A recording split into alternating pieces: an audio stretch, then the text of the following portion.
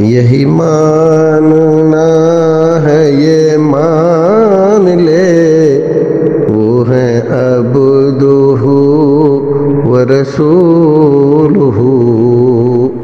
ایک اور سوال ہے کہ نبی کے دور میں کپڑا کیسے تیار کیا جاتا تھا؟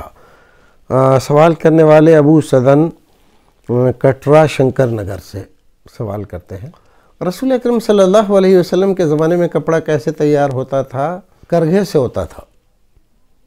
جیسے آج کے زمانے میں بہت سی جگہ پر کرگھا چلتا ہے، تو اسی طرح سے ہوتا تھا۔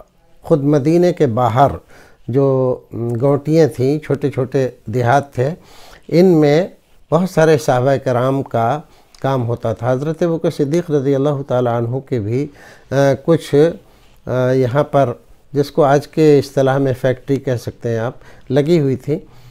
یہ کپڑا زیادہ تر عرب کے لوگ بہت معمولی اس کام کو جانتے تھے، لیکن باہر کے جو لوگ آتے تھے تو اور وہ عام طور پر غلام ہوتے تھے، اور وہ یہ سب صنعتیں جانتے تھے۔ اس زمانے میں جنگیں ہوتی تھیں، لوگوں کو غلام بنا لیا جاتا تھا، اور وہ یہ سب صنعتیں وغیرہ جانتے تھے، تو ان لوگوں کو لا کر وہ جس کام کے کرنے کا ماہر ہوتا تھا، اس کو اسی کام میں ادھر لگا دیا جاتا تھا۔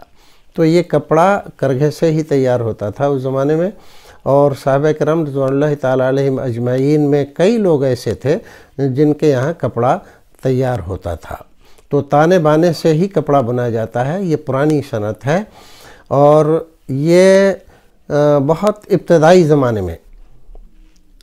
زمانے میں اس کو لوگوں نے سیکھ لیا تھا، بلکہ بعض مورخین تو یہ کہتے ہیں کہ حضرت آدم علیہ السلام کو اللہ رب العزت نے فرشتوں کے ذریعے یہ چیز سکھا دی تھی، لہٰذا وہ کپڑا بن کر اپنے آپ کو اور اپنی اولاد کو کپڑا پہناتے تھے۔ اگرچہ اس زمانے کا جو کپڑا ہوتا تھا وہ بہت معمولی درجے کا ہوتا تھا اور بہت موٹا ہوتا تھا۔ آج کل کی جو صورتحال ہے، بڑی بڑی مشینریاں ہیں، نہایت باریک کپڑا تیار کیا جاتا ہے۔